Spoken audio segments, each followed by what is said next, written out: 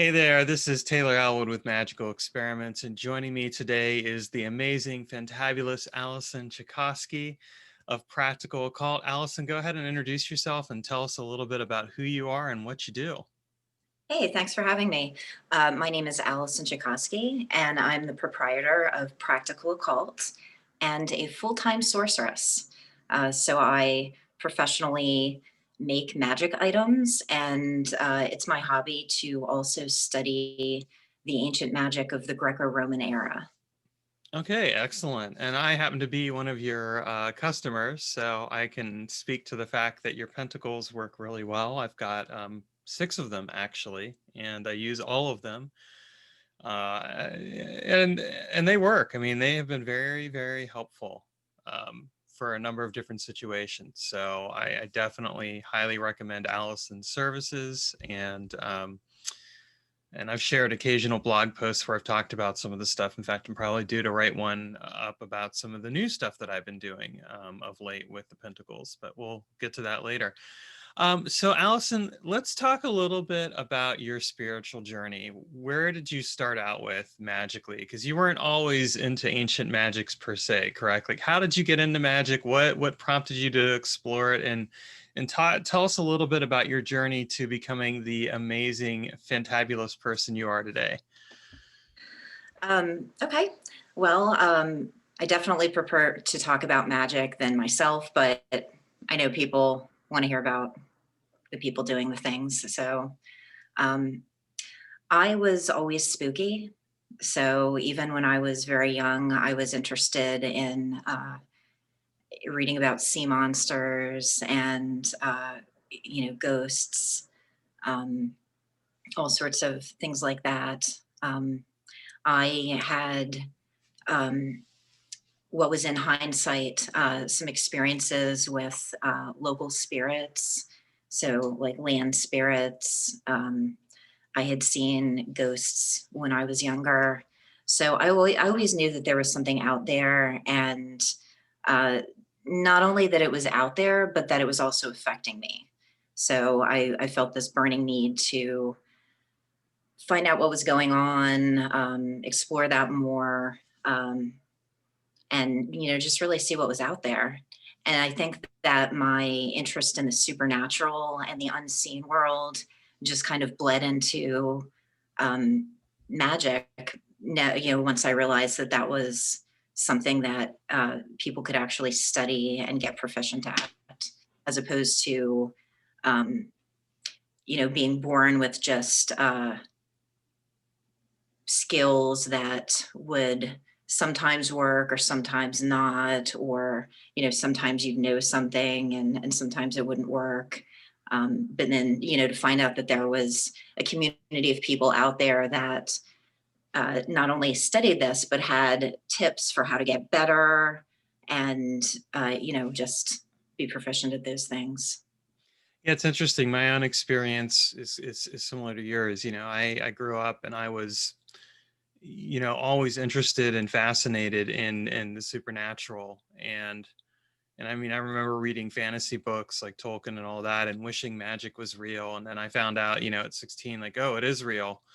And it just, at that point, it was like, oh, I can answer all these questions I have now. I can explore all these things and discover the hidden mysteries of the universe and all that other fun jazz. So I totally resonate with that story. And I think that's true for a lot of people. I mean, you discover suddenly that this thing is real, that magic is real, and that it's something that you can work with and do, and then you go from there and you start practicing it.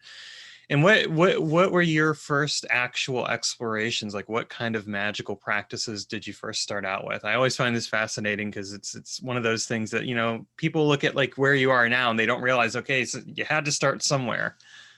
Right. So I started off with a lot of self-taught things like energy work. I didn't read a lot of the popular books when I was younger because I just didn't know that they existed. So I was kind of sheltered. I grew up Protestant. Hmm. Uh, it wasn't like it is now where there's a huge section of the bookstore that has an occult section, there might be a couple books on Wicca or some Llewellyn things. Um, but Yeah. that was what was available back then. So I would just, work on mastering my own energy and my own body, extending that energy out. And that was actually the main form of my magical interactions for a long time, was just energy work. Yeah, I mean, it's so true. People don't kind of take it for granted now, but like in the 1990s, which is when I started learning magic, and I think that was probably around the time you were also exploring it.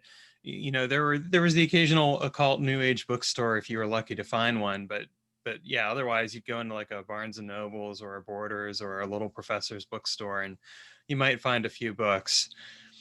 And if you were really lucky, you maybe found somebody who knew some stuff and was willing to teach you. But again, a lot of people, started learning this before when they were under 18. So of course, a lot of people were probably really reluctant to touch on that because, heavens forbid if parents found out. I mean, certainly that was the case for me. I was self-taught as well, and it's just kind of interesting because then you see now how prevalent the occult is. We're kind of in this era of where magic just kind of abounds. There's books on every single topic you can imagine, and more people writing and sharing things. And it's absolutely fascinating, of course, but it's also one of those cases where it's so easy to take it for granted because, oh yeah, they always had it around. Well, no, not really. We didn't always have it around. And people that were practicing even longer than us would say, yeah, you guys had it lucky. You at least had some books, So I mean, it's kind of it's a funny little thing there, and it's worth noting because I think a lot of times we take it for granted.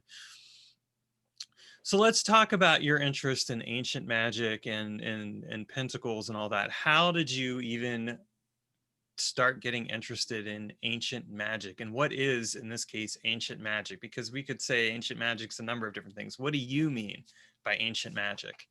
Right. So I guess technically speaking, the Greek magical papyri isn't really ancient.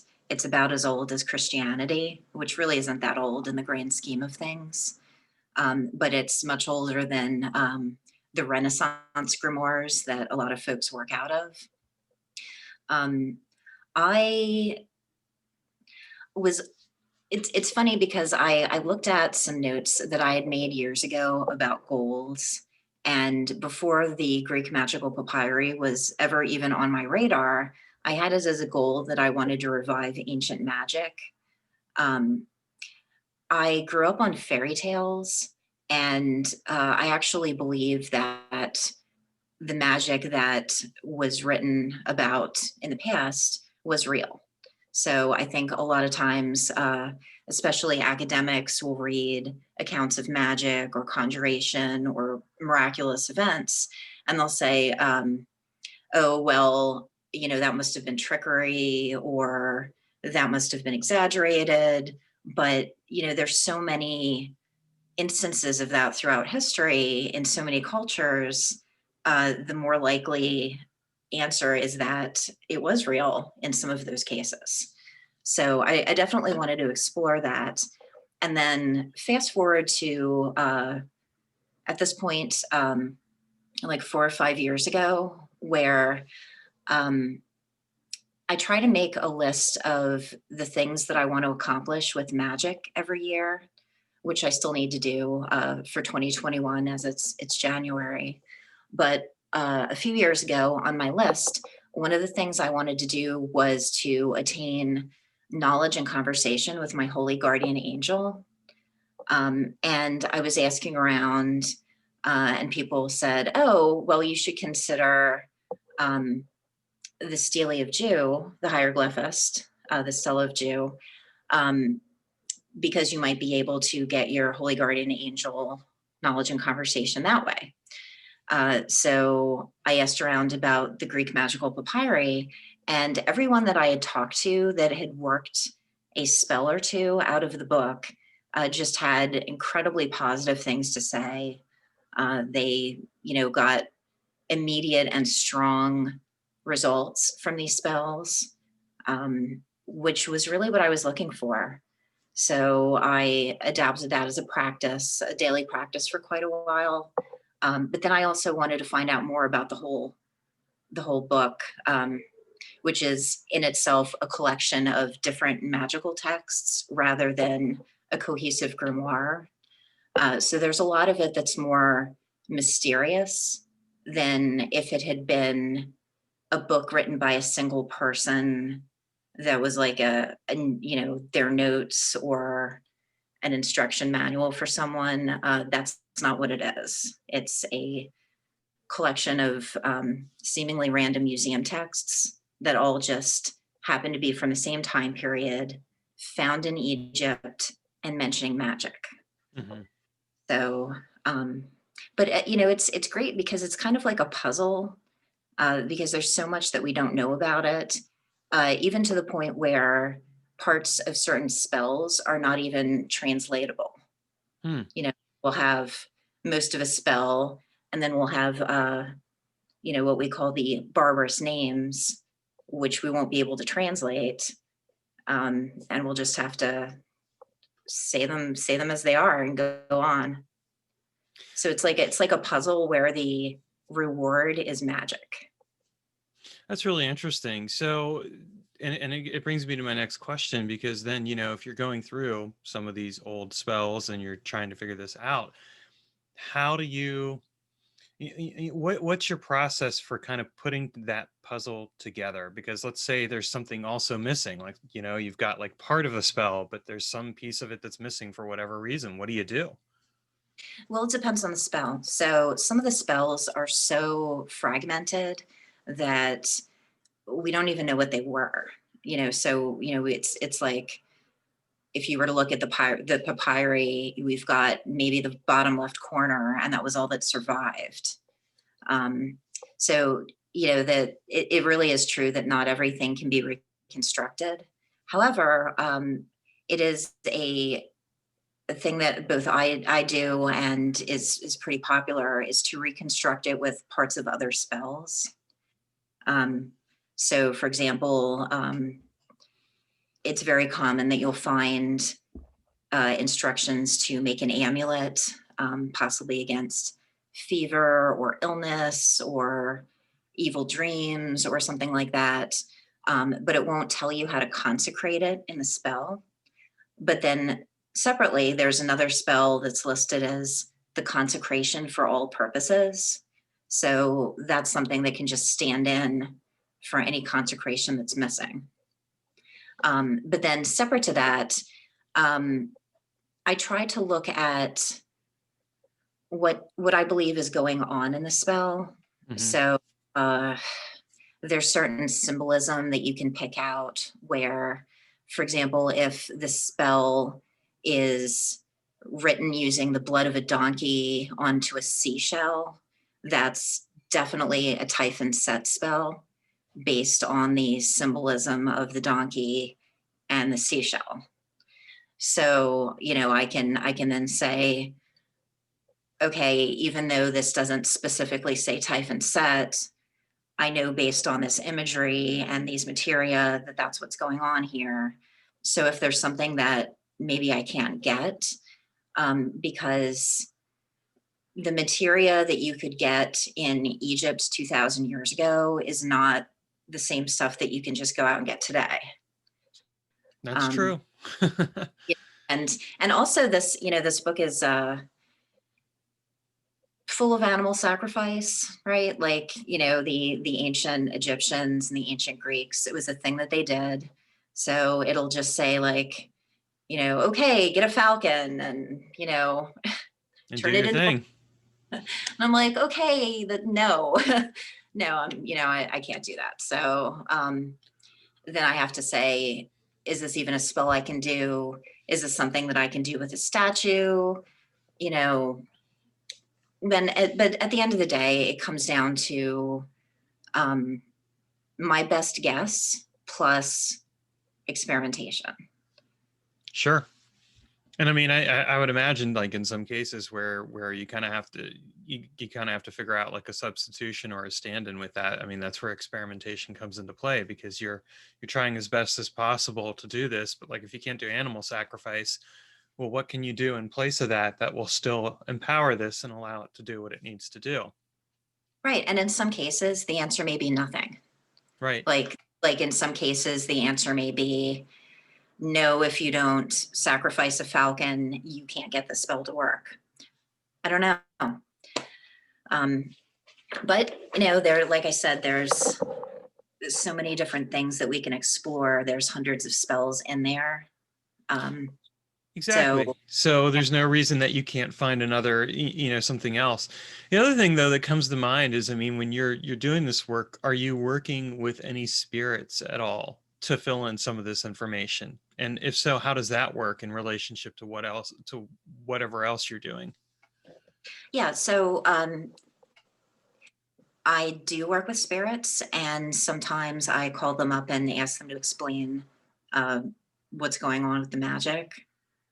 Or I will do the magic, consecrate the item, and then I will have a talk with the spirit about what's going on with the magic item. So, for example, I recently made the olive wood box for the Astrapsukos spell. And then after that, I had a little conversation with Hermes via a scryer where we talked about how long it would be empowered. The spell itself mentions, if anything will happen to you this year or this month or this day. It also includes the number 365 in the spell. So I wanted to double check that this is something that isn't going to wear off after 1 year Hmm. or have to be redone. Um, and I was confirmed that it will just last as long as I want. But that, it's easier to have those conversations if I have already attempted to do the thing. And then if it didn't work, I can say, okay, why didn't it work? And get some feedback that way. Versus trying to have a conversation about a hypothetical thing I haven't done. Yeah, because if it's hypothetical, I mean, you really don't know the variables in place. And in a way, it kind of reminds me a bit of programming or something along those lines where, you kind of get everything down and then you start fine tuning and find the bugs and what have you and start to fix it in order to, get it to execute properly. And I think that's true with a lot of magic in general, not just like ancient magic, but even like more modern contemporary versions of magic that like, but it's interesting in this case because of course you are working with this older magic and you're consulting with the spirits and whatever else in order to parse this together. And I think that takes a particular skill set and level of patience that I don't know that a lot of people have in this day and age when it comes to magic. I mean, one trend that I've noticed in particular that I'm going to call out is that I think a lot of people are so results oriented in a lot of ways. They just want magic to work. They don't necessarily want to know how and why it'll work. And something that you and I share in common, I think, is that we both have this fascination with understanding how and why it's going to work. Like, how do you put this together? Why is it going to work? What can we do to make sure it works consistently? And I think that's really important. But in a way, like when I see kind of this kind of modern shift toward, I just want it to work, it makes me think too that in a lot of ways we've kind of come full circle, because I imagine that, in the past there was also a lot of people who just, they wanted an amulet for something, they wanted whatever else. They went to someone like one of us and they said, hey, create this for me so that it does what I need it to do. Okay, well, great, I'll create it for you. And then they do whatever they need to do, and boom, the magic works, and that's all that matters. But figuring out those intricacies and paying attention to those things is, for the magic practitioner, is absolutely essential. You can't just be, it's not enough to just have the magic work. You have to understand how and why it's working. Yeah. However, to that effect, while I believe that we can get consistent high level results, based on things that we've already done. At the end of the day, I don't necessarily know how all this works. I've got some really educated guesses, but even the scholars that I read, from ancient Greece, they disagreed. There's never been an agreement among practitioners about how this works. So at the end of the day, when people are arguing over theory, I tend to just shrug it off and say, well, test it out and see how it works. Whereas a lot of other practitioners will say, I'm not going to try this because I know it won't work. However, I will try things that I am pretty sure aren't going to work, and then I will learn from how they are broken. That's an interesting perspective. I mean, for me, I think I kind of am always of the mind that, like, I'm going to try anything just to see what happens and not assume that it will or won't work, because I mean, that's how you learn. I mean, you kind of have to be willing to put yourself out there a bit with magic. It's just not something that I think. I think what I would say to it is, and this is just kind of my own personal feeling on the matter, but that you have to be willing to give of yourself to the magical working as much as anything else. It's not just a matter of let's put everything else together. There's also a component that is you that has to be integrated into that. And so I find that interesting, because that's I don't know, it seems like a strange attitude in a way, like, well, why wouldn't you? Like, what's really stopping you from investing yourself in that? So I think that's really good that you take an atypical approach, then, that you are, because I mean, I see you as somebody who really does invest yourself in what you do. I mean, that's just just my personal opinion based on our conversations and the quality of your work, but there it is. So I think partially also, one of the things about me is that, I do this magic so very often, especially making pentacles, that it's something that I'm able to do, that I have the time and the resources to do it wrong. So, for example, the other week, I made some Jupiter pentacles, but I made them on a Saturday in the hour of Mars in a waning moon. So, like, everything was wrong about that, and I, like, fully consecrated them, and that's kind of a lot of work, like, right? So I can understand why people would want to hedge their bets and not try things because they want to succeed. And a lot of times people aren't just doing it for the fun of it, they're doing it because they need those results, right? So if you're doing it because, oh, hey, you've lost your job and you need a job, so you need this wealth pentacle to work, you're maybe not going to mess around, making like 5 of them and changing up single variables. So, I get that. I do. I totally get it. And yet I'll say failure is a part of life. There's no such, like, even when you think you have a guaranteed success, something could fail. So, I mean, there's no, that's just my perspective, though, from somebody who's failed many times and used those failures to carry him forward. I mean, it just is what it is. So that's fine. Let's talk about the Pentacles, because I mean, you've had this as a business for I don't know, at least a couple years now, I think. yeah, I'll be going into my 3rd year Okay. pretty soon. You and I met in 2019, before the pandemic. I was out visiting my mom, helping her out with some stuff, but you and I, we ended up getting together for a bit and chatting, which was nice. And I think, yeah, so that must have been like in your first year or shortly thereafter business. And what I find interesting with the Pentacles is, I mean, here you have this thing where you're working with the classic 7 planets, planetary energies with the Pentacles. How did you get into that, and how does that mesh with the ancient magic? Is that part of the ancient magic that you're working with? Is that something that's separate? Because I think a lot of times when people think of planetary magic and things like that, I mean, you could kind of see a blend of it going as part of it, but also as separate.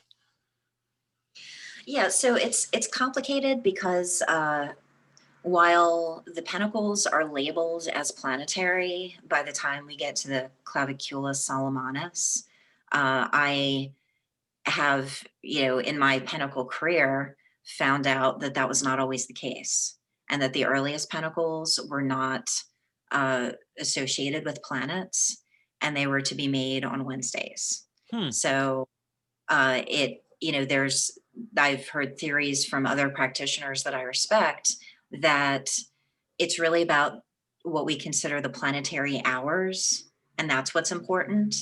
And additionally, those hours, while we call them planetary hours, may not actually be planetary.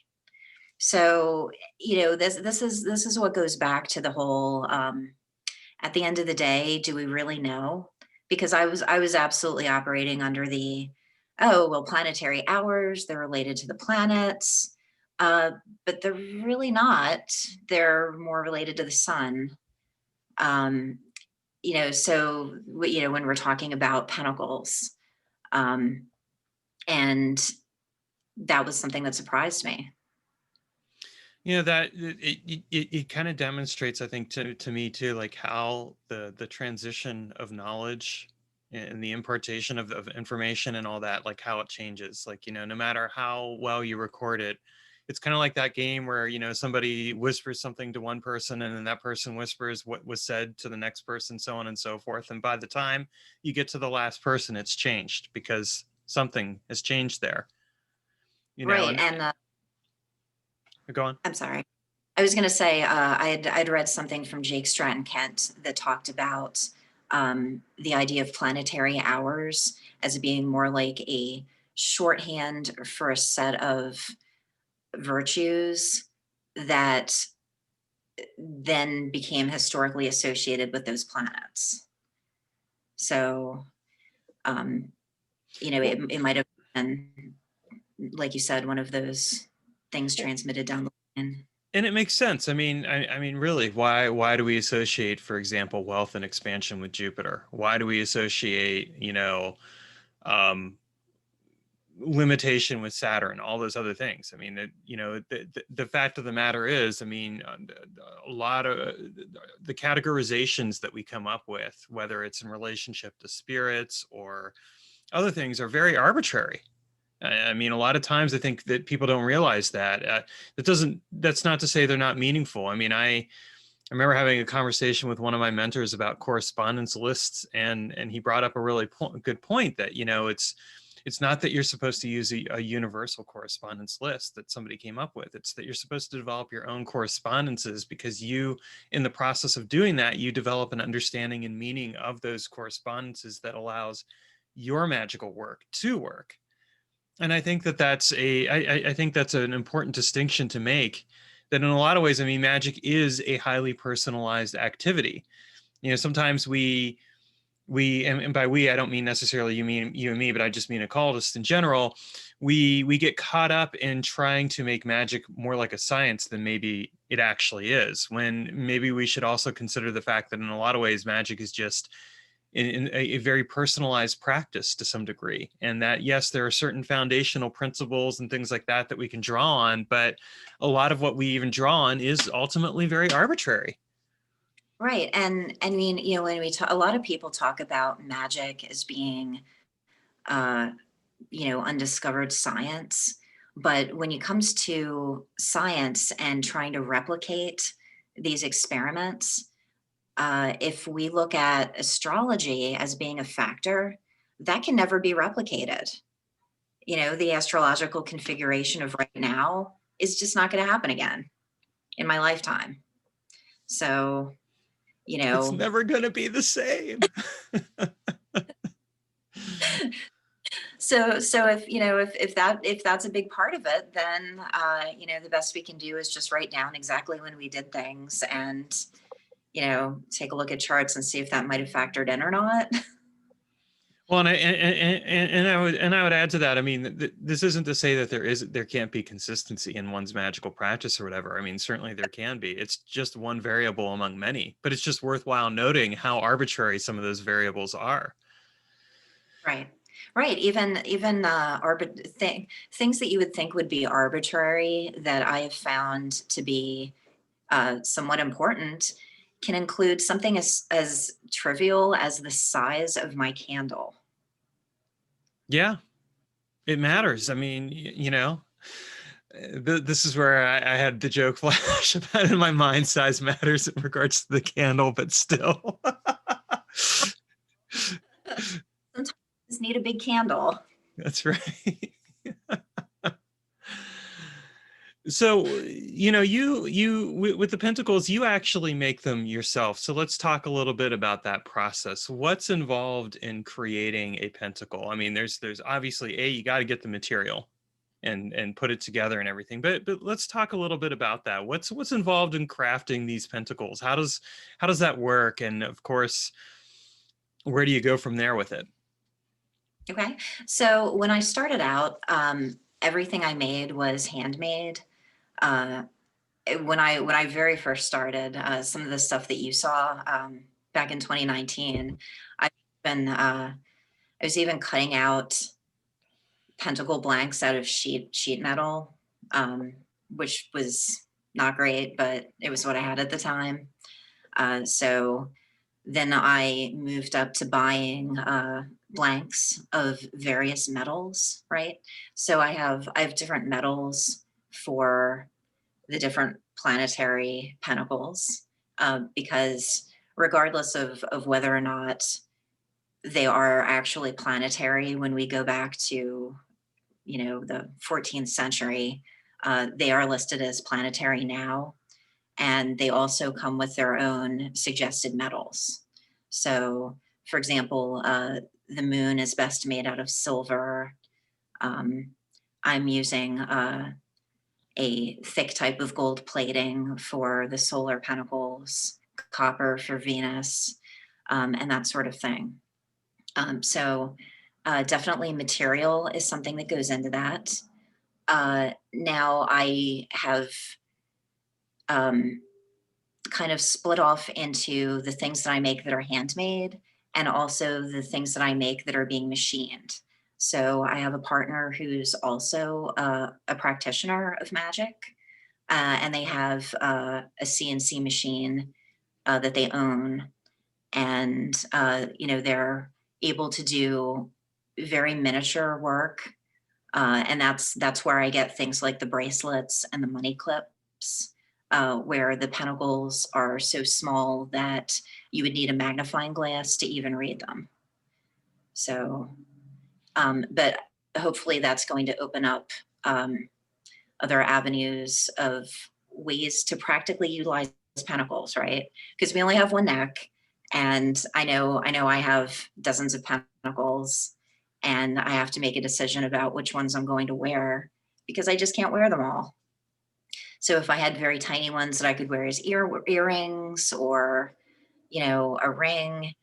I recently have these bracelets that have these Mars bracelets that have 5 different pentacles on them. Um, so it's something that I'm trying out, and I have found that the machined pentacles are equally as strong as the ones that I've hand engraved, which is really great. Yeah, that's awesome. And just that's again a good example, I think, of that where we go with that arbitrariness, where like, somebody might say, well, they have to be hand engraved. Well, no, not necessarily. Maybe they do for Right. that person because it's a personal thing, but it's interesting. I mean, I have my pentacles actually set up on my desk, other than the health one, which is set right beside my bed. And you, like in my case, I don't really wear them, but I still work with them each day. I think, kind of like handling them, I'll do my sphere of artwork and all that. And then afterwards I'll go and I'll talk to the pentacles and handle them for a few moments and kind of just thank them for whatever and say, this is what I'm trying to do today. And it's just fascinating because it really does work. I mean, I was looking down at them for a moment just because I'm talking about them, but it's kind of a fascinating thing because it's a great way to connect with the specific spirits, the energies, what have you, of those things, and work with them. And mean, I would say that in particular, and this is a little bit of a testimonial here, but you know, I don't think you mind that. The the wealth magic pentacle really has helped me, you know, get out of my day job a lot quicker, I think, than I would have otherwise. I mean, I did it in tandem with some other things, but it was kind of amazing. I started working with it in 2019, and within less than a year, I was out of that day job because I was able to increase my sales and all that other stuff. And of course, there were other things I was doing, practical, mundane things, because, you know, magic is all about the path of least resistance. But the thing is I mean, I think, you know, we have to look at how everything comes together and how you can accelerate stuff. I mean, I look at magic as yes, it's about results, but sometimes it's also about acceleration or slowing stuff down, whatever it is. And what I find interesting with the pentacles in general is that there are different ways that you can work with them. I think if it really comes down to imagination. Like I have the love one, for example, that you sent me, the Venus one.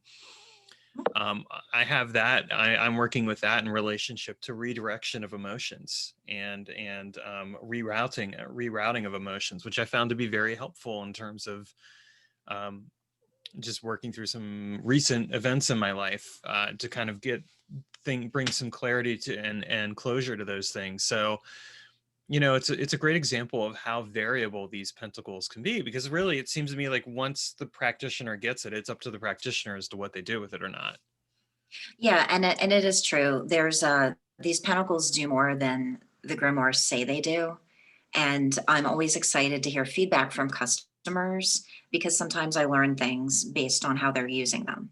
So I've recently heard from someone who used a Venus pentacle in the wake of breaking up with a partner, and they petitioned the spirits of Venus to help that partner get their feelings out and then kind of get over them, right? So the partner was hurt, but it didn't last for very long. They kind of just got it out, expressed it, and then were able to remain friends, with my client, which was the intended result. And I myself have used the Venus Pentacle to turn love away, right? So I have found myself, this is years ago. I found myself hanging out with someone that I thought it was just going to be friends going out for food. Back in the day when friends went out for food in restaurants. The days of yore. The days of yore. No masks even, crazy. And I got there and I realized that this was a date and that they were very interested. And I petitioned the Venus spirits of the pentacle that I had on me, like, hey, can you turn this away? And what ended up happening was just a series of events. Like the waitress kept coming back. She had made a mistake and then she felt bad about it. And then the manager came over. And it was like every time we were about to have a moment, we were interrupted, to the point where he actually mentioned that it was like the universe trying to get between our moments. How funny. Which I love, but that was accurate. Well, that's a good example of that. I mean, again, that variability with the pentacles and how you can work with them. I found, I found as another example, I've got this lunar pentacle and in square form, no less. But I've used it kind of like as a key of sorts. Like unlocking opportunities and possibilities for me. And I remember when I told you about it, because you said it's great for like unlocking doors and stuff, and I thought, well, why not apply that to the in some other way or form. And so it just kind of became a very interesting realization that you could get creative with the instructions, that the instructions aren't necessarily as literal as they seem to be. I mean, they could be literal, but they don't have to be. Right, exactly. So that pentacle of the first of the moon that opens doors has literally opened locked doors before, but then it also does other things like making, you know, doors in your dreams accessible. Yeah. So, So I mean, there's lots of yeah. different things. All right. Well, I, as always, enjoy talking with you. I was wondering if you could leave us with any final thoughts about magic in general, and anything, like, you know, anything that you would kind of want to say to somebody who's just starting out, or maybe someone who's been practicing for a while. So the thing I would want to say to people that are just starting out is don't be afraid to do it wrong. Um, there's a lot of practices that aren't particularly dangerous. Like I would say, working with archangels, your ancestors, saints, things like that. Um, I would say don't start off working with demons. That's just my personal preference. But other than that, there's often a lot of gatekeeping in the occult community where, you know, I've talked to people and they're like, oh, I've been preparing for 2 years to do this thing, and I've got this book and I've been studying it for 2 years and I'm ready to start soon. And I'm like, you should do the thing. So that's definitely what I would say to people that are just starting out, is do the thing. And to people that are already doing the thing, I would say that, you know, just keep going and don't settle. Don't settle for synchronicity. Don't settle for, maybe this was magic, maybe it wasn't, I don't know. Miraculous magic is out there. And I want people to know that so that they can just uh, reach for it if that's what they want. And while that's not necessarily what everyone wants, sometimes people do just have an immediate need that they need to fix, and that's okay too. But there's also people out there that, um, you know, have this burning desire like I do, and I just want to reassure them that magic is real. Yes, it is. And I would agree with all that advice. Definitely do the thing. Don't wait. Because, you know, at a certain point, it just is like, if you don't do it, you're never going to do it. So, all Right. right. Well, thank you for coming on here. I really appreciate it. And it's just been such a pleasure to catch up with you. And for folks, you check the show notes, you'll see the Practical Occult website link there. And I highly, highly recommend Allison's work. It is well worth every penny. All right. Thanks Thank for you so coming on. Yeah.